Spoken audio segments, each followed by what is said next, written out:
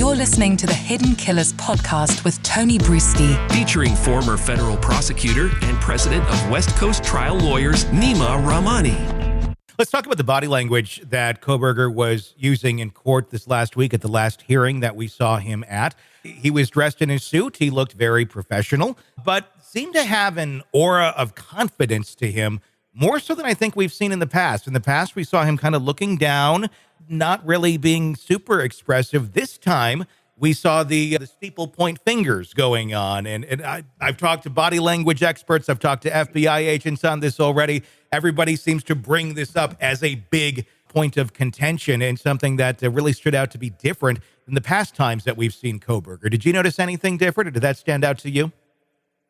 It's hard to get a read on Kohberger because he's so much more sophisticated than your typical criminal defendant, especially someone accused of murder. And there's someone that's really said nothing. Even at his arraignment, he stood silent, and his attorney essentially, the court had to enter a not guilty plea for him. So here's someone that's been a man of few words, to put it mildly, because he understands that those words can only be used against him.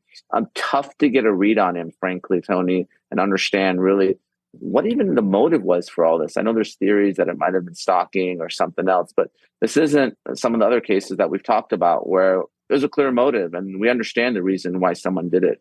Still to this day, I don't think anyone knows why Bryan Kohberger would kill these four people. It certainly does not make much sense in any stretch of the imagination. I had one thought that came to mind recently, and I myself think it's a kind of a stretch, but I'll throw it at you and get your reaction. If you look at his arc of behavior, his history, he's always had problems with women. He's never been able to get women. He's always wanted to get women, but has openly expressed his inability to communicate well, but somehow has this grandiose idea about himself. And we can go down the road of the incel type mindset and things of that nature.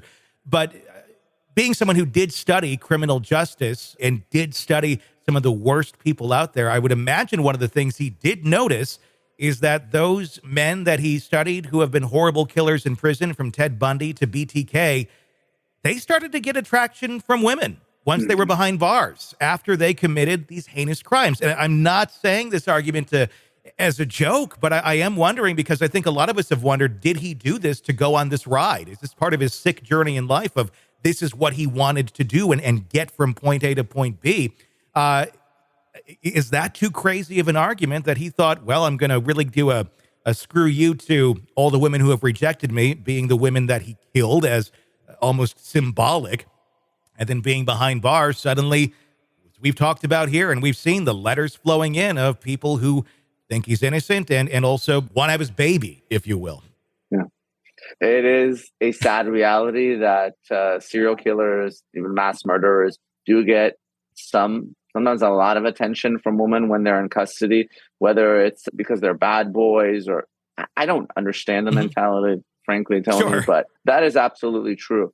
What I would say is some of the individuals that you've talked about were certainly a lot more charismatic than Bryan Kohberger. They really did enjoy the attention. BTK still likes it. Ted Bundy. These are, and not to say, I don't know anything about Bryan Kohberger, but he doesn't really seem to fit the same mold as your classic serial killer from the 70s and 80s.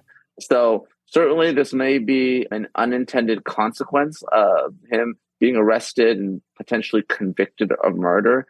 But also, I mean, he's also facing the death penalty. So let's see if he's alive long enough to really have a baby with one of those women. We'll see if that happens. Sick of the ads? We are too. Start listening with no commercials now and get access to all of our episodes in advance of everyone else. Become a True Crime Today Premium Plus subscriber on Apple Podcasts. Search True Crime Today Premium Plus on Apple Podcasts or go to our podcast page and sign up now. True Crime Today Premium Plus. Sign up now.